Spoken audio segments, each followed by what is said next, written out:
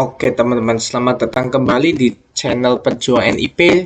Sebelumnya teman-teman sudah membahas mengenai pendalaman materi pilar negara, yang dimana di bagian akhir juga terdapat materi bela negara teman-teman. Kali ini kita akan membahas materi bela negara lagi, namun secara komprehensif ya teman-teman. Baik, kita langsung ke bab 1, anatomi dan arah baru soal bela negara. Kita masuk ke bab 1.1, yaitu regulasi dan kisi-kisi resmi seleksi CPNS teman-teman. Seleksi kompetensi dasar atau SKD merupakan gerbang utama yang harus dilalui oleh setiap calon abdi negara dalam seleksi calon pegawai negeri sipil atau CPNS. Di dalam struktur SKD terdapat 3 subtes utama, yaitu tes karakteristik pribadi atau TKP, tes intelijensia umum atau TIU, dan tes wawasan kebangsaan atau TWK teman-teman. Di antara ketiganya, TWK seringkali menjadi batu sandungan terbesar bagi banyak peserta. Fenomena ini terjadi bukan tanpa alasan. Bertahun-tahun lamanya materi TWK dipandang secara keliru sebagai ujian yang semata-mata menuntut hafalan tekstual tingkat tinggi teman-teman. Mulai dari hafalan tanggal-tanggal peristiwa sejarah, nama-nama tokoh dalam BPU PKI dan PPKI, hingga deretan pasal-pasal dalam Undang-Undang Dasar 1945 teman-teman. Namun ketika memasuki ruang ujian sesungguhnya, realitas yang dihadapi para peserta justru berbalik 180 derajat. Soal-soal yang muncul tidak lagi menanyakan apa atau kapan, melainkan bagaimana dan mengapa, teman-teman. Pergeseran radikal ini berakar langsung pada regulasi dan kisi-kisi resmi yang dikeluarkan oleh Kementerian Pendayagunaan Aparatur Negara dan Reformasi Birokrasi atau disingkat Kemenpan RB, serta Badan Kepegawaian Negara atau BKN, teman-teman. Dalam regulasi terbaru yang mengatur tentang pengadaan pegawai negeri sipil, subtes-tes wawasan kebangsaan didesain secara spesifik untuk mengukur tingkat pemahaman, penguasaan, dan kemampuan peserta dalam mengimplementasikan nilai-nilai pilar kebangsaan. Kisi-kisi resmi TWK secara eksplisit membagi materi ke dalam 5 pilar utama, yaitu nasionalisme, integritas, bela negara, pilar negara, dan bahasa Indonesia, teman-teman. Setiap pilar memiliki indikator keberhasilan dan tujuan institusional yang berbeda. Pada pilar bela negara, tujuan utama yang ditetapkan adalah oleh Panselnas, dalam hal ini Panitia Seleksi Nasional, adalah untuk menilai sejauh mana peserta mampu berperan aktif dalam mempertahankan eksistensi bangsa dan negara. Rumusan kalimat ini sangat singkat namun memiliki implikasi yang luar biasa luas dan mendalam. Kata kunci yang harus digarisbawahi oleh setiap calon penulis buku maupun peserta ujian adalah kalimat berperan aktif dan mempertahankan eksistensi. Secara regulatif, konsep bela negara dalam konteks seleksi CPNS diturunkan dari amanat konstitusi tertinggi, yakni Undang-Undang Dasar NRI 1945, teman-teman. Pasal 27 ayat 3 menegaskan bahwa setiap warga negara berhak dan wajib ikut serta dalam upaya pembelaan negara. Selanjutnya, pasal 30 ayat 1 menyatakan bahwa tiap-tiap warga negara berhak dan wajib ikut serta dalam usaha pertahanan dan keamanan negara. Dua pasal ini menjadi fondasi hukum utama yang melegitimasi mengapa materi bela negara diletakkan sebagai indikator krusial dalam seleksi calon aparatur sipil negara ya teman-teman. Negara tidak membutuhkan aparatur yang cerdas secara kognitif tetapi abai terhadap kelangsungan hidup bangsanya. Pemerintah mencari figur-figur yang memiliki kepekaan kognitif, emosional, dan perilaku untuk senantiasa berdiri di garda terdepan dalam menjaga keutuhan NKRI dari berbagai bentuk ancaman. Kemudian kita lebih lanjut ke regulasi ini dipertegas melalui Undang-Undang Nomor 3 Tahun 2002 tentang Pertahanan Negara serta Undang-Undang Nomor 23 Tahun 2019 tentang Pengelolaan Sumber Daya Nasional untuk Pertahanan Negara (PSDN). Berdasarkan undang-undang tersebut, bela negara dirumuskan sebagai tekad, sikap, dan perilaku serta tindakan warga negara baik secara perseorangan maupun kolektif dalam menjaga kedaulatan negara, keutuhan wilayah, dan keselamatan bangsa dan negara yang dijiwai oleh kecintaannya kepada Negara Kesatuan Republik Indonesia yang berdasarkan Pancasila dan Undang-Undang Dasar 1945 dalam menjamin kelangsungan hidup bangsa Indonesia dari negara dari berbagai ancaman, teman-teman.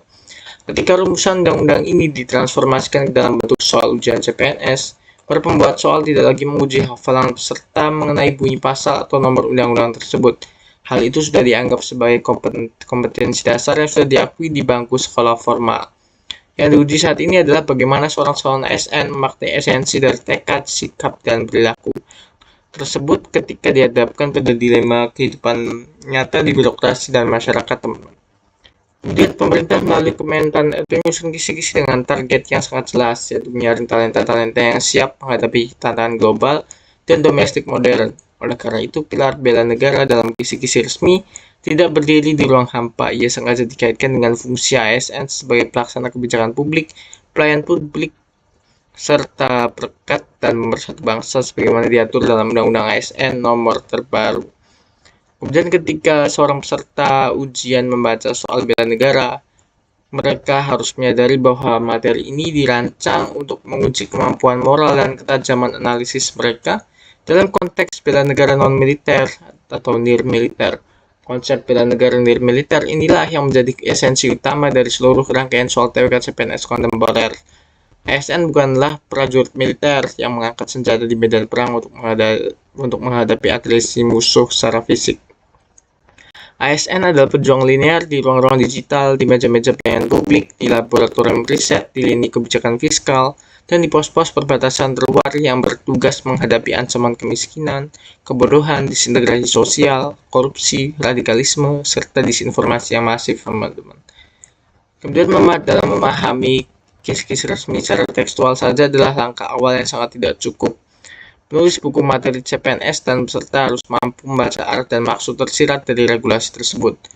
Penetapan pilar bela negara dengan target kemampuan berperan aktif mempertahankan eksistensi mengindikasi bahwa setiap butir soal akan menuntut penentuan tindakan terbaik atau best practice dan beberapa opsi tindakan yang tampak sama-sama baik. Jika regulasi di masa lalu hanya menguji pengetahuan atau knowledge, maka regulasi modern menguji sikap atau attitude dan keterampilan berpikir kritis atau thinking skills.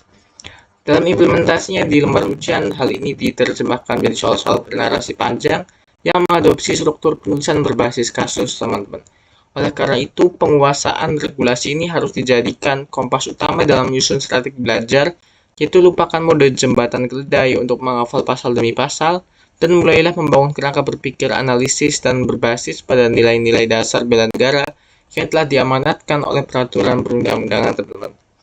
Next ke bab 1.2 pergeseran tren sosial dari LOTS hafalan menuju HOTS, kontekstual dan penalaran. Dunia seleksi CPNS telah mengalami revolusi metodologis yang sangat fundamental dalam satu dekade terakhir.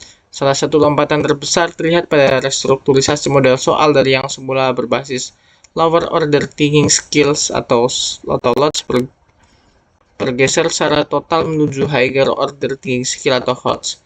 Pada era-era awal pelaksanaan ujian berbasis komputer assisted test atau CAT, karakteristik soal TWK khususnya pada materi bela negara sangat didominasi oleh kemampuan kognitif tingkat rendah menurut taksonomi Bloom, yaitu mengingat, remembering, dan memahami, understanding.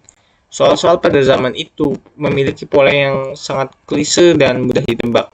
Sebagai contoh, soal akan menaikkan undang-undang nomor berapakah yang mengatur tentang pertahanan negara atau sebutkan 5 unsur dasar bela negara menurut Kementerian Pertahanan. Peserta yang memiliki daya ingat fotografis yang kuat atau mereka yang meluangkan waktu sehari-hari untuk menghafal rangkuman materi di atas kertas dipastikan akan dengan mudah menyapu bersih nilai maksimal.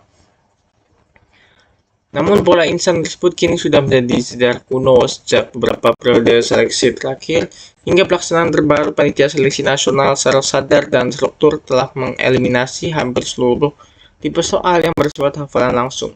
Ujian dipenuhi oleh soal-soal HOTS yang menekankan pada kemampuan menganalisis atau analyzing, mengevaluasi, evaluating, dan bahkan menciptakan solusi atau kritik. Perubahan tren ini bukan tanpa alasan sosiologis dan birokratis. Birokrasi Indonesia masa depan menghadapi tantangan globalisasi, digitalisasi pesat, fuchsia atau volatility, uncertainty dan complexity and ambiguity, serta ancaman disintegrasi bangsa yang semakin luas dan canggih lewat media sosial. Menghadapi dinamika tersebut, negara tidak lagi membutuhkan aparatur yang sekedar berfungsi sebagai robot penghafal aturan, teman-teman. Negara membutuhkan ASN yang memiliki kemampuan memecahkan masalah atau problem solving, berpikir kritis, adaptif, dan mampu mengambil keputusan secara cepat dan tepat di bawah tekanan emosional maupun sosial. Oke, teman-teman. Sekian dulu untuk part kita kali ini. Semoga apa yang kami sampaikan bisa menjadi bermanfaat. Dan jangan lupa untuk di-share, like, dan komennya teman-teman. Sekian, terima kasih.